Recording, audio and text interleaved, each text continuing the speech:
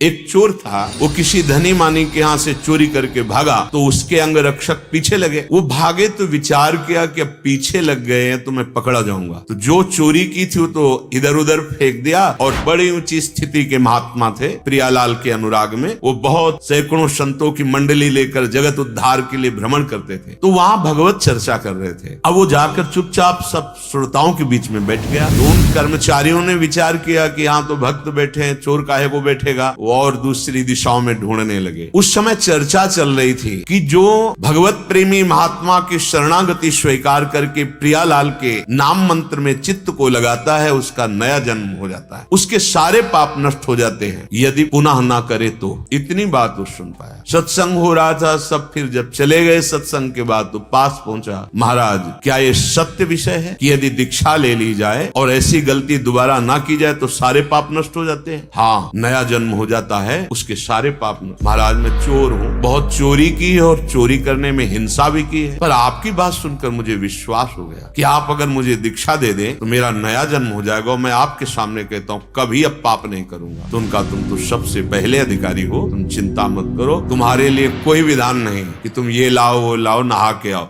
अभी तत्काल कंठी बांधी और कहा आज से ये मंत्र जपो, तुम्हारा नया जन्म हो गया। सुबह तिलक लगाए निकला। अब वो खोजे ही में थे, सैनिक जन तुरंत पकड़ लिया, ये वही है जो चोरी किया था। धनी ने भी देखा, हाँ यही है, चोर है। वो बोले मैं चोर नहीं हूँ, मैंने इस जन्म में कोई चोरी नहीं की। अरे बोले बात बनाता, राजा के पास ले गए। उस समय सत्य को प्रमाणित करने के लिए एक प्रक्रिया होती थी। हाथ में नवीन कोमल पीपल का पत्ता, उसके ऊपर कच्चा सूत और उसके ऊपर जला हुआ लोहे का लाल ऐसे फाग वो रखा जाता है। अगर वो धागा झुलस गया तो तुम असत्य हो, और अगर नहीं झुलसा तो 7 कदम चलो और फेंक दो, तुम सत्य हो। ऐसा उस समय पद्धति थी। ये कहें कि यही चोर है और वो कह रहे थे कि मैंने इस जन्म में चोरी नहीं की, वही प्रक्रिया हुई। ऐसे रखा और मन में निश्चय किया, गुरुदेव आपने कहा था दीक्षा के बाद नया जन्म, और उच्च स्वर से बोला इस जन्म में मैंने चोरी नहीं की, और 7 कदम चला, फार फेंक दिया, झुलसा भी नहीं। अब राजा ने कहा इस धनी को फांसी की सजा दी जाए, क्योंकि इसने ऐसे शुद्ध वैष्णव को चोर कहा और यहाँ आकर दंड देने का विधान। अब वो बोले महाराज फांसी मत दीजिए, सही कह रहे हैं। बोले आप कैसे सही मान सकते हैं, आपको तो प्रमाण दे दे। बोले इस जन्म में चोरी नहीं की, पीछे जन्म में की थी। बोले कल की बात है, तुम पीछे जन्म? हाँ तो शाम के हमारा गुरु मंत्र हुआ है, पूरा रहस्य बताया।